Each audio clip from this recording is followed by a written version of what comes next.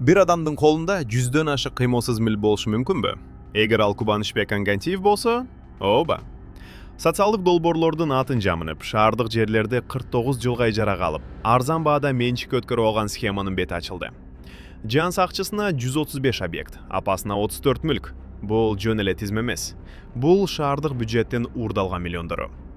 Депутаттык мандат коррупцияны жашырууга калкан боло алабы? Алдыда Кангантиевдин 100дөн ашык кыймылсыз мүктөрү жана анын коррупциялык схемасы тууралуу айтып беребиз.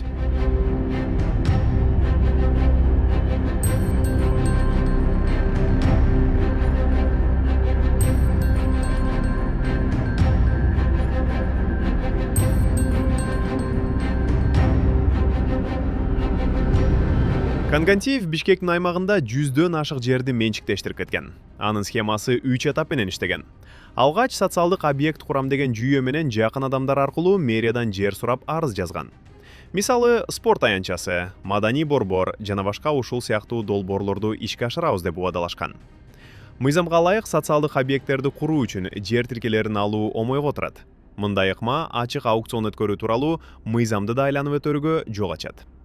Ошентип социалдык объект курам деп жерди оңой алган соң ижара мөөнөтүнүн 5 жыл аралыгында ал жерлерде убадаланган имарат эмес, жеңил конструкциялардан турган объекттер курулган. Бул кадам текшерүүлөрдөн сактап, убакытты жасалма сөзү кирген. Кызыктын баары Кангантиевдин схемасынын 3-чү бөлүгүндө башталат. Бул этапта социалдык объект курам деп алган жерлеринин багытын алмаштырган. Жердин статусун өзгөртүү ал үчүн кыйынчылыкка турал эмес. Анткени Кубанычбек Кангантиев өзү шаардык кеңештин жер комиссиясынын төрагасы болуп иштеп турган.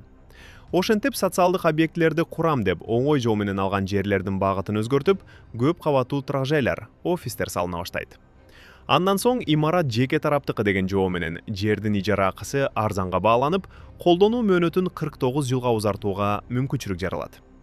Кангантиевдин схемасына ылайык алгач социалдык объектлерди курам деп жер алат. Андан соң убакыт созуп, жеңил конструкция менен курулуш жүргүзмүш болот.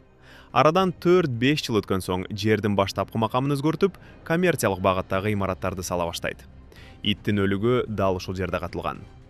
Кубанычбек Кангантиев шаардык кеңештин депутатынын мандатын жеке кызыкчылыгы үчүн колдонгон.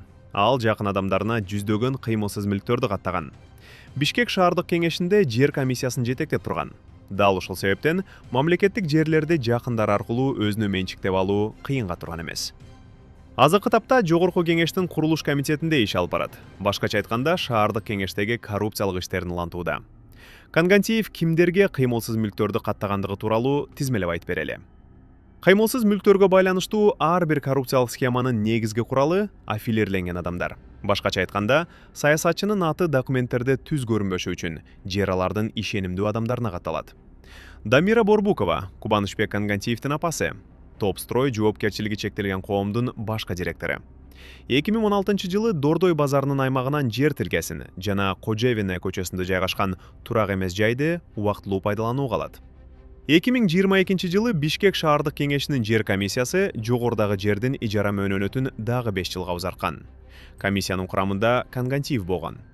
Белгилей кетсек, бул жер тилкесин 2015-жылы Кангантиев менен байланышкан Алкан базары жоопкерчилиги чектелген коом ижарага алган. Жалпысынан Борбукованын атына 34кө жакын кыймылсыз мүлк катталган. Анын ичинен 9-у муниципалдык жер тилкелер. Каныбек Кангантиев, Кубанычбек Кангантиевдин жакын тууганы. Ал дагы жерлерди ижарага алгандардын бири. Бирок анын атына катталган объекттер өтө аз. Анткени белгилүү фамилиянын документтерде көп кездешпеш үчүн ага мүлктөр аз катталган. Алмаз Анзор, бир тууган жээни. Анзор Групп жоопкерчилиги чектелген коомдун негиздөөчүсү. Анын атына 16 кыймылсыз мүлк катталган. Анын 5-өсү ижарадагы жер тилкелер. Максат Токтогулов, Кангантиевдин өкүл баласы. Бишкек шаардык кеңешинин 2 чакыруусунда депутат болгон. Анын атына 10 кыймылсыз мүлк катталган. Анын 6-су муниципалдык жер тилкелери. Өткөн жылы Бишкек шаарынын мэри Айбек Жунушалиев депутат Максат Токтогуловду айыптап чыккан. Мэрдин айтуусуна караганда, депутат Токтогулов муниципалдык жерди мэриядан 66 000 сомго ижарага алып, башка адамга 9 000 долларга ижарага бергенин айткан. Руслан Турсуналиев, Кангантиевдин ишенимдүү адамы. Ал Рем Групп жоопкерчилиги чектелген коомдун негиздөөчүсү катары белгилүү. Бул компаниядагы муниципалдык жерлерди ижарага алган. Таймураз Ташиевдин жакын досу. Дал ушул байланыш Конгантиевдин коррупциялык иштерине тийүүгө болбойт деген абалды жараткан.